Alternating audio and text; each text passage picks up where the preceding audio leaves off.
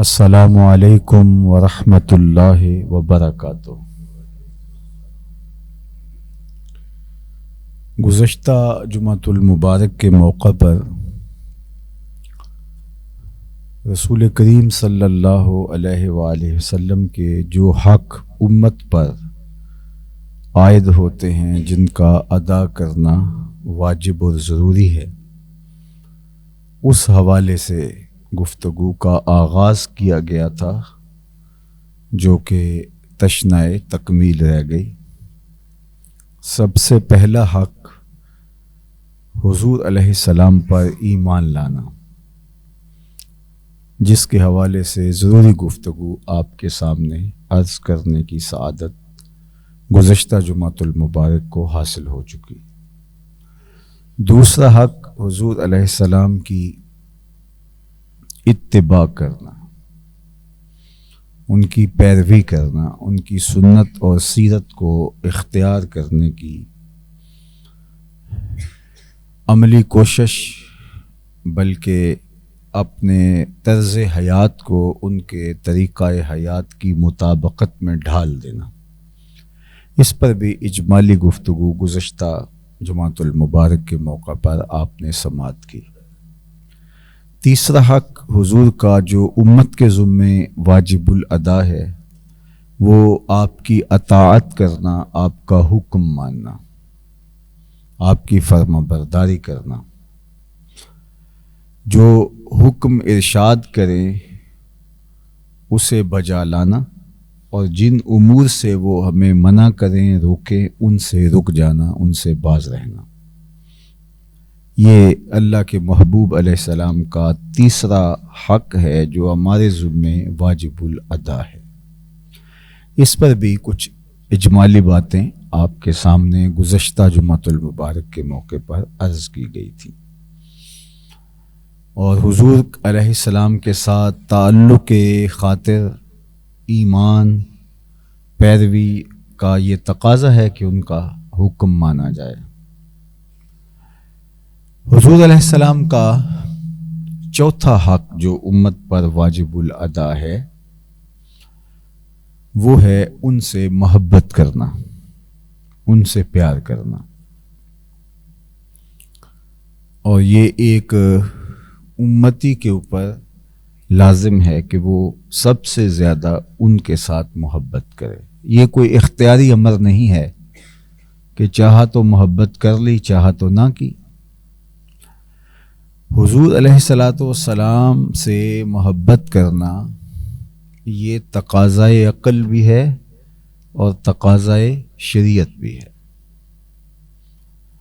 اور حضور علیہ السلام کا واضح حکم بھی ہے، اور اللہ جل شانہ کا صریح نص کے ساتھ حکم قرآن مجید سورہ التوبہ کے اندر موجود ہے۔ حضور علیہ السلام سے محبت کرنے کا، کائنات کی ہر شے سے زیادہ محبت کرنے کا حکم دیا گیا۔ قُلْ إِنْ كَانَ آبَاؤُكُمْ وَأَبْنَاؤُكُمْ، یہ پوری آیت 10 چیزیں گنوائیں، کہا کہ اگر تمہیں اللہ، اس کے رسول اور جہاد فی سبیل اللہ سے زیادہ محبوب ہیں تو پھر اللہ کے فیصلے کا انتظار کرو۔ اور اللہ کے محبوب علیہ السلام نے ارشاد فرمایا، لا یؤمن احدکم حتی اکون احب الیہ من والدہ وولدہ والناس اجمعین، اتنی دیر تک تم میں سے کوئی شخص مومن نہیں ہو سکتا، مطلب کامل ایمان تمہیں نصیب نہیں ہو سکتا جب تک ہر شے سے زیادہ مجھے محبوب نہ جانو، اولاد سے اور والدین سے، اصل اور فرع سے تم مجھے محبوب نہ جان لو، اتنی دیر تک کوئی شخص کامل ایمان نہیں رکھ سکتا۔ حضرت عمر رضی اللہ تعالیٰ عنہ نے عرض کی، حضور میں آپ کو سب سے زیادہ محبوب جانتا ہوں، لیکن اپنی جان سے زیادہ محبوب نہیں جانتا۔ تو آقا کریم علیہ السلام نے فرمایا کہ تمہارا ایمان مکمل نہیں ہوا۔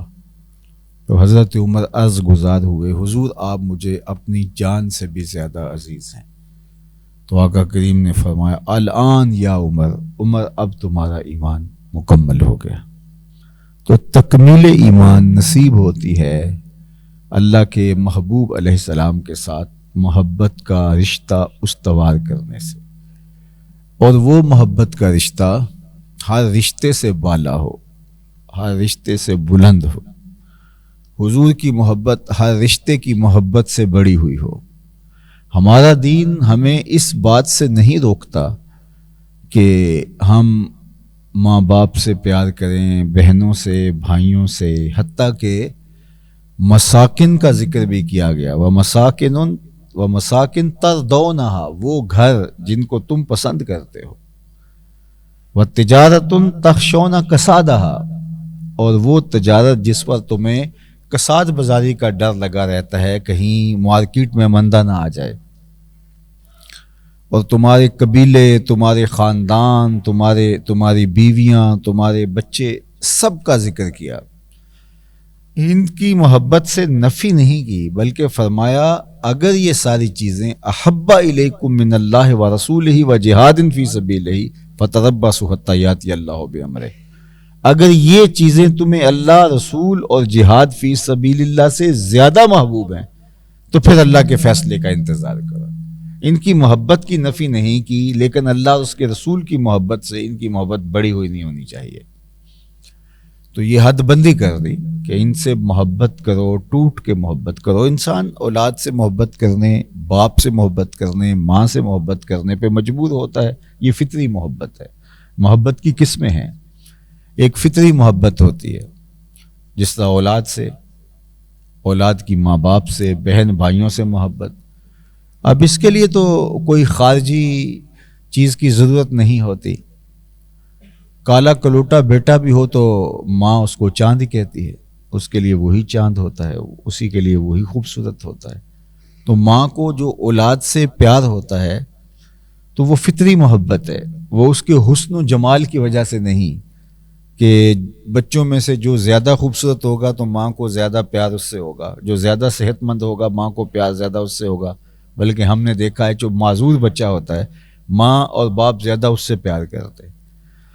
تو یہ پھر محبت، یہ پیار جو ہے یہ عقلی نہیں ہے، یہ فطری ہے، فطرت کے اندر اللہ تعالیٰ نے رکھی ہے۔ ماں باپ سے انسان پیار کرتا ہے تو وہ بھی ایک فطری جذبہ ہے کہ انسان اس سے پیار کرتا ہے۔ بہن بھائیوں کے ساتھ جو پیار ہے تو ان کی شکل و صورت، ان کی صلاحیتوں، ان کے علمی قد کاٹ کی وجہ سے پیار نہیں کیا جاتا، ان سے جو محبت کا ربط و رشتہ ہے یہ ایک فطری محبت کا جذبہ ہے، داعیہ ہے۔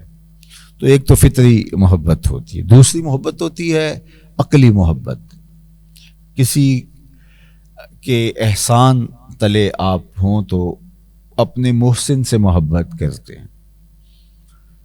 آپ کا جو معالج ہے، ڈاکٹر ہے، تو آپ اس سے محبت کرتے ہیں، تو یہ ڈاکٹر کے ساتھ آپ کی محبت فطری محبت نہیں ہے، شرعی محبت بھی نہیں ہے، یہ آپ کی محبت عقلی محبت ہے۔ مشاہیر سے، شعراء سے اور بڑے بڑے نامور شخصیات سے جو آپ کا پیار کا رشتہ ہوتا ہے، بانی پاکستان قائد اعظم سے آپ کا، علامہ اقبال سے آپ کا رشتہ محبت ہے، تو یہ عقلی محبت ہے، شعوری طور پہ آپ ان کے ساتھ جڑے ہوئے ہیں۔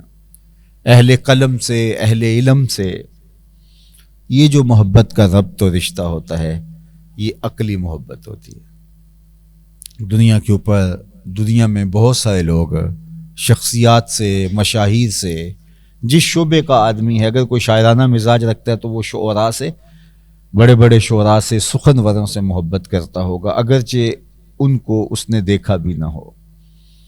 اسی طرح مذہبی زعماء سے، سیاسی زعماء سے لوگوں کا ربط و رشتہ ہوتا ہے، تو یہ ان کی عقل جو فیصلہ کرتی ہے، عقل کی جو بھی اپروچ ہے اس کے حساب سے وہ ان کے ساتھ محبت کا ربط و رشتہ قائم کرتے ہیں۔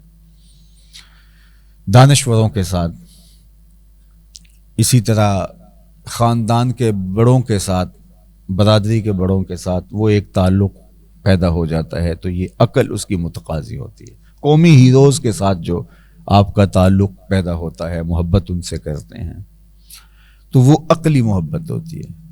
اور تیسری محبت ہے شرعی محبت، شریعت حکم دیتی ہے محبت کرنے کی، تو وہاں بھی یہ چیز نہیں دیکھی جاتی کہ اس کے اندر وہ وصف کون سا؟ صرف شریعت نے حکم دے دیا کالے رنگ کا پتھر ہو اور کعبۃ اللہ کی دیواروں کے ساتھ نصب کر دیا جائے کسی پہاڑ سے اٹھا کر کے، تو اس کو دیکھنا بھی عبادت بن جاتا ہے۔ اسی طرح کے ملتے جلتے پتھر اگر پورا پہاڑ بھی کہیں ہو تو ان کو دیکھنا اور ان کی طرف تکنے سے نظر میں محبت پیدا ہوتی ہے، حیرت تو پیدا ہوگی، اور اگر وہ خوبصورتی کے ساتھ بنا ہوا ہے تو ایک فرحت تو پیدا ہوگی، لیکن جو محبت اس پتھر کے ساتھ ہے وہ پیدا نہیں ہو سکتی جو حجر اسود کے ساتھ ہمیں پیدا ہے۔ تبھی تو چومنے کے لیے بےتاب ہوتے ہیں، اور بوڑھے بوڑھے اشخاص بھی میں نے دیکھے ہیں کہ وہ اس پتھر کو چومنے کے لیے اپنی جان ہتھیلی پہ رکھ دیتے ہیں کہ اس پتھر کو چومنا ہے۔ یار پتھر ہے، کالے رنگ کا پتھر ہے، کیا خصوصیت ہے؟ کچھ سیاہ ٹکڑے ہیں، کچھ سفید ٹکڑے ہیں، تو کیا اس میں رکھا ہوا ہے؟ چونکہ اس کو یمین اللہ قرار دیا، یہ اللہ کا دست راست ہے، اس کا دایاں ہاتھ ہے۔ اللہ اکبر۔ اس لیے کہا کہ حجر اسود کو چومنے کا مطلب ہے رب سے مصافحہ کرنا، یمین اللہ ہے، یہ اللہ کا دست راست ہے۔ تو یہ اس پتھر کے ساتھ جو ربط پیدا ہو گیا، جو محبت کا رشتہ پیدا ہو گیا، یہ رشتہ محبت جو ہے وہ عقلی نہیں ہے بلکہ یہ شرعی ہے۔ آپ بڑے اچھے سے اچھے کسی ڈرائنگ روم میں جائیں جہاں قیمتی قالین بچھے ہوئے ہوں تو آپ جوتوں سمیت گھس جاتے ہیں، کیا ہے فرق پڑتا؟ لیکن آپ وہاں سے جوتے اتار کے مسجد میں داخل ہوتے ہیں، یہ قالین ہو سکتا ہے قیمت میں اس سے زیادہ نہ ہو، لیکن آپ یہاں آنے کے لیے بلکہ وہ جو پلاسٹک کی بنی ہوئی چٹائیاں ہیں ان پر بھی قدم جو ہے وہ جوتوں سمیت نہیں رکھتے۔ کیوں؟ عقل اگر اس کا تقاضا کرتی ہوتی تو وہ پھر ڈرائنگ روم کے اندر قیمتی قالین بچھے ہوئے جو ہے ان پر بھی آپ جوتوں سمیت چڑھنے کی جسارت نہ کرتے۔ یہ تقاضا شریعت کا ہے۔ آپ کو شریعت نے بتایا کہ دھرتی پر سب سے افضل اور اشرف جگہیں اللہ کے گھر، کعبۃ اللہ کی بیٹیاں مسجدیں ہیں، تو ان کی تعظیم، ان کی تکریم آپ کے دل میں، دماغ میں، روح میں سما گئی۔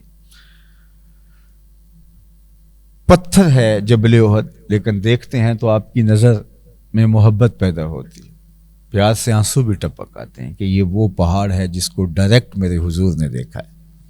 تو یہ شرعی محبت ہے۔ تو اللہ کے رسول کے ساتھ، قرآن مجید کے ساتھ، کعبۃ اللہ کے ساتھ، حجر اسود کے ساتھ، اور مسجد کے ساتھ، شاعر اللہ کے ساتھ جو محبت کا ربط و رشتہ ہے یہ شرعی ہے۔ اب حضور علیہ الصلوۃ والسلام سے عقلاً اگر کوئی محبت کرنا چاہے تو پھر بھی حضور اس کے مصداق ہیں، بلکہ مصداق اعظم ہیں حضور اس کے، چونکہ عقلاً کسی سے اگر محبت کی جاتی ہے تو اس کے کسی کمال کی وجہ سے کی جاتی ہے۔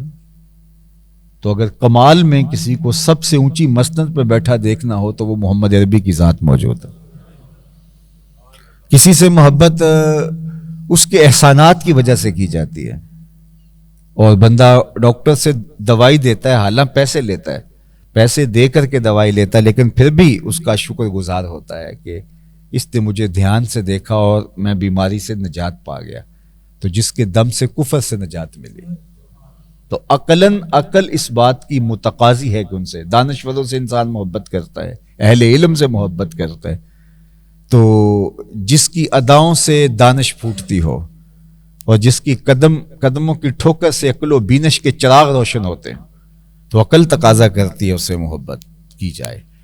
انسان کے لیے محبت کا بہت بڑا داعیہ عقلی محبت کا حسن ہے، جمال ہے، وہ حسن سیرت بھی ہے اور حسن صورت بھی ہے۔ اب اس دونوں پہلوؤں میں حضور کی ذات ستودہ صفات کو دیکھیں، کائنات میں ایسی سیرت کسی کی نہیں ہے جیسی محمد عربی کی سیرت ہے، اور کائنات میں ایسی صورت بھی کسی کی نہیں ہے جیسی محمد عربی کی صورت ہے۔ وہ جمال عطا کیا، وہ خوبصورتی عطا کی اللہ نے، کہ انہی کا مقصود ہے۔ تو اگر اس وجہ سے محبت کی جاتی ہے، عقلی محبت، تو پھر ان سے محبت کی جانی چاہیے۔ لیکن ہماری شریعت ہمیں حکم دیتی ہے، حضور سے محبت شرعی محبت ہے، ہماری شریعت حکم دیتی ہے کہ ان سے محبت کرو، اور جب شریعت کا تقاضا ہو گیا یہاں تو عقلی محبت کے سارے تقاضے بدرجہ اولا، بلکہ اس سے بھی آگے کوئی درجہ ہو تو اس پہ پورے ہو رہے ہیں۔ مصداق اعظم ہے عقلی محبت کا حضور علیہ الصلوۃ والسلام۔ لیکن اگر شریعت ہمیں حکم دے دے کہ اس پتھر سے پیار کرنا ہے، اس کو چومنا ہے، تو کالے رنگ کے پتھر کو بھی چوم کے آنکھوں سے لگائیں گے۔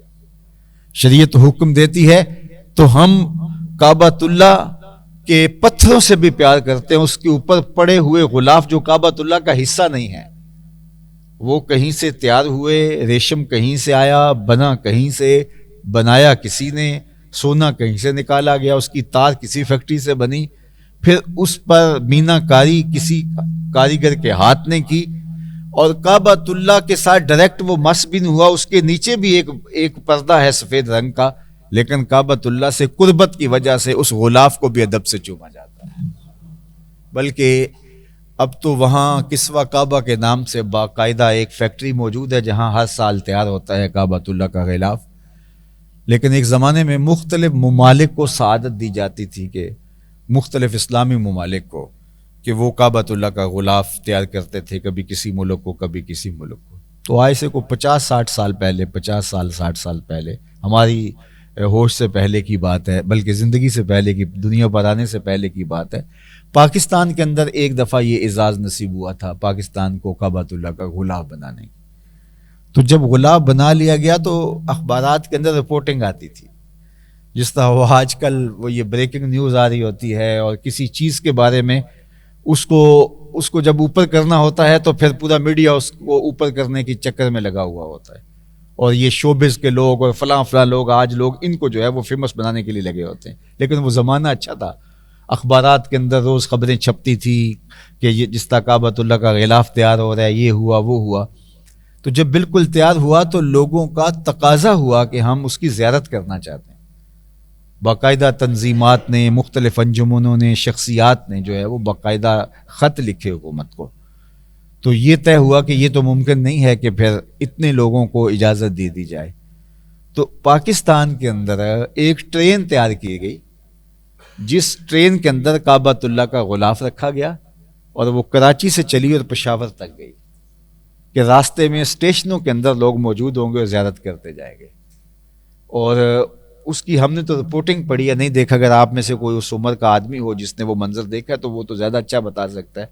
ہم نے جو ہے وہ پرانی دستاویز کے اندر پڑھا ہے کہ جب ٹرین اسٹیشن پہ پہنچتی تھی تو لوگ ٹرین کو دیکھ کے دھاڑے مار کے روتے تھے کہ یہ وہ ٹرین ہے جس ٹرین کے اندر کعبۃ اللہ کا غلاف ہے، جس نے ابھی کعبۃ اللہ سے نسبت حاصل کرنی ہے۔ تو اس غلاف سے پیار، تو یہ پیار جو ہے وہ عقلی محبت نہیں، یہ شرعی محبت ہے کہ اس چیز سے بھی پیار کیا جائے۔ حضرت ابو ہریرہ رضی اللہ تعالیٰ عنہ ایک کمان کو جو ان کے سامنے رکھی گئی بے وضو ہاتھ نہیں لگا رہے، تو کسی نے کہا کہ یہ کمان تو ہندوستان کے لوہے کی اور وہاں سے بن کے آئی ہے۔ تو کہا اس شکل کی ایک کمان میں نے حضور کے مبارک ہاتھوں میں دیکھی تھی، لہٰذا میں گوارا ہی نہیں کرتا کہ اس سے ملتی جلتی شکل کی کمان کو بھی بغیر وضو کے ہاتھ لگاؤں۔ اللہ اکبر۔ قرآن کے اوپر تو لفظ لکھے ہوتے ہیں نا، قرآن مجید، لیکن جو اس کے اوپر غلاف لپیٹا ہوا ہوتا ہے وہ اس سے جدا کر کے الگ بھی رکھ دیا جائے تو وہ غلاف بھی قابل تقدس ہو جاتا ہے۔ یہ شرعی محبت ہے، ادب اس کا متقاضی ہے۔ تو حضور علیہ الصلوۃ والسلام سے جو محبت ہے ہماری، وہ عقل بھی اس کی متقاضی ہے اور شریعت بھی ہم سے اس کا تقاضا کرتی ہے، اور یہ حضور علیہ السلام کا حق ہے کہ حضور سے پیار کیا جائے۔ اور پیار کتنا کیا جائے؟ ماں باپ سے، رشتہ داروں سے، اعزاء و اقربا سے، سب سے زیادہ حضور سے پیار کیا جائے۔ محمد ہے متاع عالم ایجاد سے پیارا، پدر مادر برادر جان مال اولاد سے پیارا۔ محمد کی محبت دین حق کی شرط اول ہے، اسی میں ہو اگر خامی تو سب کچھ نامکمل ہے۔ تو حضور علیہ السلام کی محبت شریعت کا تقاضا ہے۔ ایک صحابی حضور کی خدمت میں حاضر ہوا اور اس نے عرض کی، وہ دیہاتی تھا، دور سے کہیں چل کے آیا، اور اس نے کہا متی الساعہ، حضور قیامت کب آئے گی؟ تو ایک طالب علم جب بے تابی سے پوچھ رہا ہو کہ امتحان کب آئیں گے، تو لگتا تو یہی ہے کہ اس نے تیاری خوب کر رکھی ہے اور وہ چاہ رہا ہے کہ جلدی جلدی اب پیپر ہو جائیں۔ تو اس نے بے تابی سے آ کے پوچھا، مسلم شریف کی روایت ہے اور بھی کتب حدیث میں موجود ہے. متی الساعہ، حضور قیامت کب آئے گی؟ تو آقا کریم نے فرمایا ما عادت لہا، تو نے تیاری کیا کر رکھی ہے، تو نے تیاری کیا کر رکھی ہے؟ تو اس نے کہا کہ میری تیاری یہ ہے کہ میں اللہ اس کے رسول سے پیار کرتا ہوں. اللہ اکبر، میں اللہ اس کے رسول سے پیار کرتا ہوں، یہی میری تیاری ہے اور یہی میرا بھروسہ ہے. اللہ قالا حب اللہ و رسولہ، تو آقا کریم نے فرمایا فإنک ما من احببت، تو جس کے ساتھ پیار کرتا ہے اسی کے ساتھ اٹھایا جائے گا، اسی کے ساتھ ہی ہوگا. حضرت انس رضی اللہ تعالیٰ عنہ اس حدیث کے راوی ہیں، وہ فرماتے ہیں فما فرحنا بعد الاسلام فرحا اشد من قول النبی صلی اللہ علیہ وسلم فإنک مع من احببت. کہا کہ ایمان لانے کے بعد ہمیں زندگی میں سب سے زیادہ خوشی جس بات پر ہوئی تھی وہ اس بات پر ہوئی تھی کہ حضور نے فرمایا تھا کہ جس کے ساتھ پیار کرتے ہو اسی کے ساتھ ہی ہوگے. سب سے زیادہ زندگی کی بڑی خوشی حضرت انس فرماتے ہیں اس وقت جب ایمان نصیب ہوا، اور دوسری بڑی خوشی زندگی کی اگر ہمیں ملی ہے تو وہ یہ ملی کہ آقا کریم نے فرمایا جس کے ساتھ پیار کرتے اسی کے ساتھ ہو گئے. تو حضرت انس رضی اللہ تعالیٰ عنہ فرماتے ہیں فانا احب اللہ و رسولہ و ابا بکر و عمر رضی اللہ تعالیٰ عنہ. کہا کہ ہم اللہ سے پیار کرتے ہیں، اس کے رسول سے پیار کرتے ہیں، ابو بکر سے پیار کرتے ہیں اور عمر سے پیار کرتے ہیں. اللہ اکبر. تو فارجو ان اکون معہم وان لم اعمل باعمالہم، اور ہمیں امید ہے کہ ہم ان کے ساتھ قیامت کے دن ہوں گے اگرچہ ہمارے اعمال ان کے اعمال کی طرح کے نہیں ہیں. اللہ اکبر. تو یہ ہے محبت جو شریعت اسلامیہ ہم سے تقاضا کرتی ہے. تو حضور علیہ الصلوۃ والسلام سے محبت یہ شریعت اسلامیہ کا تقاضا ہے، اور دور رسالت مآب کے اندر اگر ان کی محبت کو دیکھیے تو کائنات کے اندر آپ کو یوں محبت کرنے والا کوئی نہیں ملے گا جیسا صحابہ نے حضور سے محبت کی. حضرت سیدنا علی المرتضیٰ رضی اللہ تعالیٰ عنہ فرماتے ہیں کہ جس طرح صحرائی سفر کے اندر ٹھنڈے پانی سے محبت کی جاتی ہے، ہم ایسے حضور سے محبت کرتے تھے. مطلب کیا؟ زندگی کی طرح حضور کو چاہتے تھے. چونکہ صحرا کے اندر جب پانی ختم ہو جائے تو موت و زندگی کی کشمکش شروع ہو جاتی ہے، تو ٹھنڈا پانی مل جانا، وہ تو گرم پانی بھی زندگی بچا دیتا ہے، لیکن ٹھنڈا اور میٹھا پانی مل جانا اس موسم کے اندر تو وہ کتنا محبوب ہوتا ہے، اور اس کو کوئی چھوڑتا ہے؟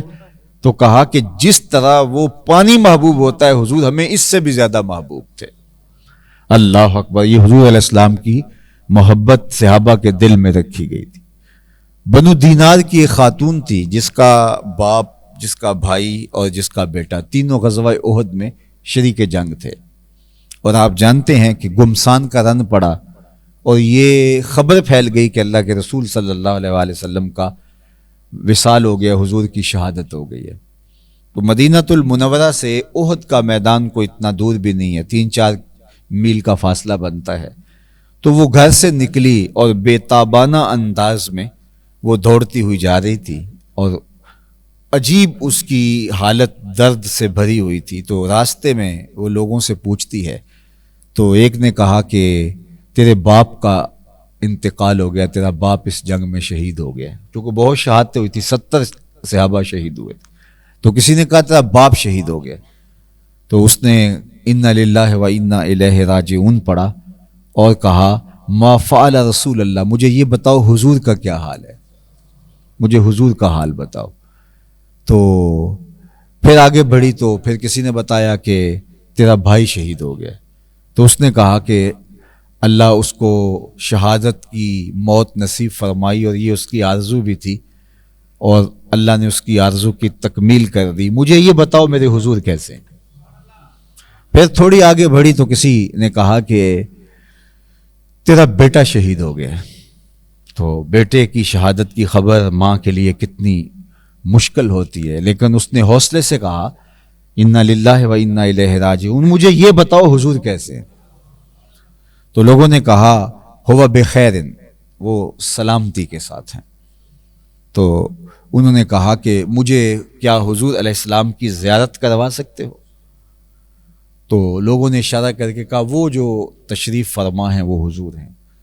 تو اس نے جو ہی دیکھا تو جو ہی نظر حضور کے چہرے پہ پڑی تو اس نے برجستہ ایک جملہ کہا جو تاریخ کے اوراق میں جلی حروف کے ساتھ موجود ہے اور سونے کے پانی کے ساتھ لکھنے کے قابل ہے. کتب حدیث اٹھا لیجئے، کتب سیر اٹھا لیجئے، کتب مغازی اٹھا لیجئے، کتب تواریخ اٹھا لیجئے، یہ جملہ آپ کو جلی حروف میں ملے گا. اس خاتون نے جس کا باپ شہید ہو گیا، جس کا بھائی شہید ہو گیا، جس کا بیٹا شہید ہو گیا، اور اس کو تینوں کی خبریں، تینوں کی شہادتوں کی خبریں چند لمحوں میں ملی، تو اس نے ہر خبر پر کہا انا للہ و انا الیہ راجعون، مجھے بتاؤ حضور کیسے ہیں. تو لوگوں نے کہا وہ سامنے حضور رہے، تو اس نے کہا کل مصیبت بعد کا جلل، حضور آپ ہیں تو کوئی مصیبت مصیبت ہی نہیں ہے، کوئی دکھ دکھ ہی نہیں ہے. یہ حضور کے ساتھ ان کی محبت تھی، یہ حضور کے ساتھ ان کا پیار تھا اور ان کی الفت کا رشتہ تھا. جب اللہ کے محبوب علیہ السلام کا انتقال ہوا تو حضرت زید بن عبداللہ بن عبد ربہ ایک صحابی تھے، یہ اپنے باغ میں کھیتی باڑی میں مصروف تھے، باغ پودوں کو پانی دے رہے تھے. ادھر حضور کا انتقال ہوا اور پیر کا دن تھا، تو ان کے بیٹے نے جا کے باغ میں ان کو بتایا کہ ابا جان حضور کا وصال ہو گیا. بس یہ خبر سننے کی دیر تھی تو حضرت عبداللہ بن زید بن عبد ربہ نے ایسے ہاتھ اٹھا لیا اور اللہ کی بارگاہ میں ایک دعا کی، اور وہ دعا کی تھی اللہم اذہب بصری حتی لا ارى بعد حبیبی محمد احدا، اے اللہ مجھے نابینا کر دے، ان آنکھوں کے ساتھ اب کسی کو نہیں دیکھنا چاہتا. اب حضور چلے گئے ہیں تو میں نے ان آنکھوں کے چراغوں کو کیا کرنا ہے. تو اللہ نے حضرت عبداللہ بن زید کی دعا قبول کر لی اور ان کی آنکھوں کی بینائی چلی گئی. وہ کہتے تھے میں نے حضور کو اب نہیں دیکھنا تو کسی کو بھی نہیں دیکھنا. تو لوگوں کو پتہ چلا کہ ان کی بینائی چلی گئی ہے، تو کوئی صاحب آئے ان سے تعزیت کرنے کے لیے کہ سنا ہے تمہاری آنکھوں کی بینائی چلی گئی. تو کہا بڑا افسوس ہوا ہے. کہا تمہیں ہوا ہوگا، مجھے تو نہیں ہوا ہوگا، میں تو رب سے مانگ کے لیا ہے کہ میں حضور کے بغیر کسی کو دیکھنا ہی نہیں چاہتا. کون نظروں پہ چڑھے دیکھ کے تلوا تیرا، کون نظروں پہ چڑھے دیکھ کے تلوا تیرا. تو یہ محبت. حضرت بلال حبشی رضی اللہ تعالیٰ عنہ شہر مدینہ چھوڑ جانے لگے حضور کے وصال کے بعد. تو حضرت ابوبکر صدیق رضی اللہ تعالیٰ عنہ نے حضرت بلال حبشی کو خریدا تھا ان کے آقا سے، اور پھر ان کو آزاد کر دیا تھا. تو بہرحال ان کا احسان تھا حضرت بلال حبشی پر، وہ ساری زندگی اس احسان کو یاد رکھتے تھے اور حضرت ابوبکر صدیق کی خاص تعظیم کرتے تھے کہ ان کی وجہ سے مجھے آزادی ملی. تو حضرت ابوبکر صدیق کا دور خلافت تھا اور یہ شہر مدینہ چھوڑنے لگے، تو حضرت ابوبکر صدیق ملے آ کے بلال حبشی کو اور کہا کہ یہ شہر نہ چھوڑیے. تو انہوں نے کہا کہ ابوبکر مجھے نہ روکو، اب جب اس جگہ پہ میں حضور کو نہیں دیکھتا تو مجھ سے گوارا نہیں ہوتا، اور یہ شہر کی گلیاں مجھے اداس دکھائی دیتی ہیں حضور کے بغیر، تو مجھے منع نہ کرو، مجھے روکو نہ. تو وہ شام کے علاقے میں چلے گئے، داریہ میں. اور بلکہ حضرت ابوبکر صدیق رضی اللہ تعالیٰ عنہ کو حضرت بلال حبشی رضی اللہ تعالیٰ عنہ نے کہا کہ ابوبکر، جب انہوں نے زور دیا کہ آپ نے مجھے خرید کے آزاد کیا تھا، تو اگر آپ اس حق کی بنیاد پہ کچھ کہتے ہیں تو میں آپ کے آگے مجبور ہوں، ورنہ مجھے نہ روکیے. تو حضرت ابوبکر صدیق نے راستہ چھوڑ دیا، فرمایا کوئی بات نہیں، میں تمہیں منع نہیں کرتا. تو حضرت بلال حبشی شام میں چلے گئے، کہتے تھے کہ اب مجھے مدینہ میں میرا جی نہیں لگتا. وہ تو بعد میں حضور خواب میں ملے اور فرمایا ما حاصل جفوت یا بلال، بلال یہ کیا بے وفائی ہوئی، یار ہو کے ملنے بھی نہیں آئے. تو پھر وہ ایک تیز رفتار اونٹنی پہ سوار ہو کر کے واپس آئے، اور جو ہی مدینہ المنورہ میں پہنچے تو ان کے آنے کی وجہ سے مدینہ میں دوبارہ کوہرام مچ گیا، اور لوگوں نے کہا کہ بلال اذان سناؤ جو حضور کے دور میں دیا کرتے تھے. تو حضرت بلال نے کہا کہ مجھ سے ممکن نہیں ہوگا. اتنے میں آواز سن کے حسنین کریمین بھی حجرے سے باہر آ گئے، حجرہ فاطمہ سے، اور انہوں نے بلال حبشی کو کہا کہ انکل وہ جو حضور کے زمانے میں، چچا جو حضور کے زمانے میں آپ اذان دیا کرتے تھے وہ اذان دے. تو انہوں نے دونوں کے سر اپنے دونوں بازو میں لے لیے اور ایسے ان کو آغوش میں سمیٹا اور کہا تمہاری بات اب میں ٹال نہیں سکتا. پھر اونچی جگہ پہ کھڑے ہوئے اور اذان شروع کی. کہتے ہیں جب بلال حبشی نے اذان شروع کی تو بس وہ ایسا ردم تھا کہ لوگ گھروں سے باہر نکلنا شروع ہوئے اور مسجد نبوی کی طرف لوگ دوڑے. اللہ اکبر. حتیٰ کہ پردہ نشین عورتیں بھی گھروں سے نکل کے مسجد نبوی کی طرف آ گئی. کسی نے ذوق افزائی کے لیے جملہ لکھا ہے، وہ عربی جو روایت ہے اس میں تو یہ نہیں ہے، لیکن کسی ادیب نے یہ جملہ لکھا ہے کہ لوگ پوچھتے تھے کہ بلال آگے ہیں، حضور کب آئیں گے. اللہ اکبر. ذرا ٹھہر جا مؤذن، ذرا ٹھہر جا مؤذن، میرا دل لرز رہا ہے، کہیں کعبہ گر نہ جائے تیری شوخ مست اذان سے. اور بلال کی آواز جو بلند ہو رہی تھی، سینوں میں دل دہل رہے تھے. عجیب کیفیت تھی. اور جب شہادتین پر پہنچے تو جب اشہد ان محمد رسول اللہ کہا کرتے تھے تو رخ محبوب سامنے ہوتا تھا. لیکن آج پہلا دن تھا کہ بلال نے اذان کہی، رخ محبوب سامنے نہیں تو غش کھا کے گر پڑے، بے ہوش ہو گئے. تو یہ بلال حبشی رضی اللہ تعالی عنہ کی کیفیت تھی. حضور کے ساتھ محبت کا عالم تھا. تو حضور کے ساتھ محبت ہمارا تقاضا ایمان ہے. اور پھر محبت کے آگے تقاضے ہیں. یہ عنوان الگ ہے، لیکن ہم اطاعت میں اور اتباع میں عرض کر چکے ہیں کہ حضور کا حق ہمارے ذمے حضور کی اطاعت کرنا ہے اور حضور کی اتباع کرنا ہے. تو حضور کے ساتھ امت کا حق ہے کہ امت حضور سے پیار کرے، اور اتنا پیار کرے کہ کائنات میں اتنا کسی نے پیار نہ کیا ہو جتنا امت حضور سے پیار کرے. اور لوگوں نے کیا، صحابہ کی زندگیاں بھری پڑی ہیں. بلکہ انسان تو انسان رہے، ان سے تو پتھروں نے بھی پیار کیا ہے، ان سے تو درختوں نے پیار کیا ہے. صحیح بخاری اٹھا لیجئے، باقی کتب حدیث اٹھا لیجئے، حضور منبر پہ بیٹھے تو ایک جانب سے رونے کی آواز آنے لگی. صحابہ دائیں بائیں دیکھتے ہیں تو رونے والا دکھائی نہیں دیتا، لیکن اتنے درد سے روتا ہے کہ سینوں میں دل دہل رہے. فنزل النبی صلی اللہ علیہ وآلہ وسلم عن المنبر، حضور منبر سے نیچے اترے اور ایک سمت چلے، خشک تنا کھجور کا پڑا ہوا تھا. تو حضور نے اس کو آغوش میں لیا. اس سے صحابہ نے دیکھا ہچکیوں کی آواز آ رہی اور ایسے رو رہا ہے جس طرح کسی اونٹنی کا بچہ گم ہو گیا. تو آقا ہاتھ پھیرتے رہے اس کے اوپر اور اس کی آواز بتدریج کم ہوتی گئی. جب وہ خاموش ہو گیا، خشک تنا کھجور کا، صحیح بخاری اٹھائیے، تو حضور واپس منبر پہ تشریف لائے. تو صحابہ کے چہروں پر استعجاب تھا کہ خشک تنا اور انسانوں کی طرح روئے. عجیب کہانی ہے. اور یہ کیسے ہوا؟ اصل پہلے دن منبر بنا تھا، حضور اس تنے کے ساتھ ٹیک لگا کے کھڑے ہوتے تھے اور واز کرتے تھے. کسی نے منبر بنایا اور لا کے رکھ دیا تو یہ تنا ایک سائڈ پہ رکھ دیا گیا. جدائی برداشت نہ کر سکا، رو پڑا. تو حضور گئے، تسلی دی، اور پھر جب واپس منبر پہ آئے اور صحابہ سے کہا لو لم افعل ھکذا لحن الی یوم القیامہ، اگر میں اپنے عاشق زار کو منبر سے اتر کے یوں تسلی نہ دیتا یہ قیامت تک روتا ہی رہتا. حضرت محمد بن سیرین رضی اللہ تعالی عنہ تابعی ہیں، یہ واقعہ بیان کیا کرتے تھے تو رویا کرتے تھے اور فرمایا کرتے تھے ایک خشک تنا جب حضور کی محبت میں اس قدر روتا ہے اور اس قدر حضور کا پیار اس کے کلیجے میں رکھا ہے تو ہم تو سینے میں دھڑکتا ہوا دل رکھتے ہیں. تو حضور علیہ السلام کا چوتھا حق امت کے اوپر یہ ہے کہ وہ ان سے محبت کریں اور محبت ٹوٹ کے کریں. محبت اطاعت سے، فرما برداری سے، اتباع سے جڑی ہو. محبت ادب کے تمام تر تقاضوں کے ساتھ جڑی ہوئی ہو. وہ محبت ہماری شریعت ہم سے اس کی متقاضی ہے. اور اگر وہ محبت نہیں ہے تو پھر سمجھ لو کہ سینے ایمان سے خالی ہیں، بنجر ہیں سینے، اگر سینے محبت رسول کے نور سے مالا مال نہیں ہیں.